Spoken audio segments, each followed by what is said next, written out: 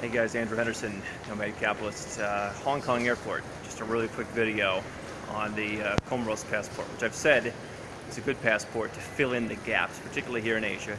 If you have a T or B passports, if you go out and you get some kind of Eastern European passport or South American passport that isn't quite what you need entirely, Comorian in some cases can fill in those gaps in Asia that a lot of countries don't have. One of the interesting things I've learned since not using a U.S. passport is that if you're from a country that people aren't familiar with, there's going to be a lot of questions, not even bad questions.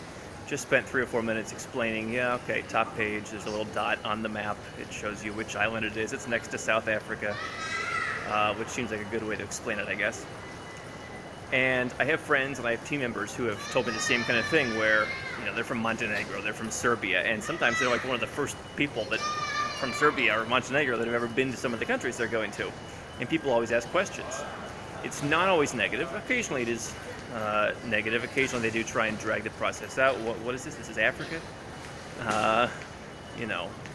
There are certain countries that don't really mind where the country is, i.e. in Africa. I think that if you're using a Comorian passport in Europe, you'd have more problems. Here in Asia, it's a bit more friendly.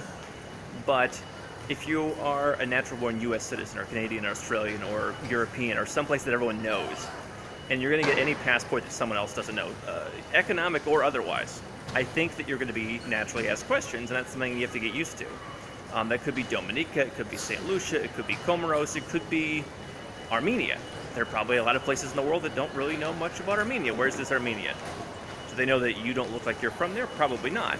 But it's something that you should definitely keep in mind. So if you're from one of those big countries that everyone knows, definitely something that I've seen and that people I know have dealt with for a long time when they're traveling. Not a big warning sign, nothing to really be too worried about, just something to be aware of.